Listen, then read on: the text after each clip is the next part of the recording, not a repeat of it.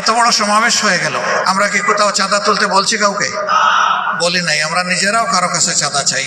এখন কেউ বিশ্লেষণ করে 100, কেউ 200 কোটি। আপনারা শুনবেন যে কেন্দ্রের কয় কোটি খরচ হয়েছে। অবশ্যই এরকম হিসাবে আপনাদের শোনার অধিকার আছে।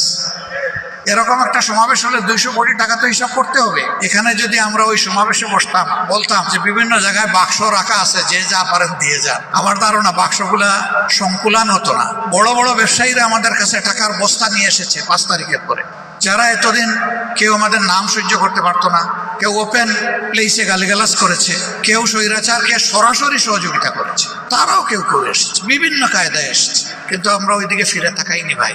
আমরা ওইদিকে তাকালে আমাদের রুহানিয়ত ধ্বংস হয়ে যেত। আঠালের মতো লেগেছিল কেউ কেউ। 1 কাপ চা খাওয়ার দাওয়াত, যখন সাড়া দিতে পারলাম না বলে যে 5টা মিনিটের জন্য আসবো, ওনার বাসায় যদি 1 কাপ চা খাইতে পারি, এটাও সাড়া দিতে পারলাম না। তারপরে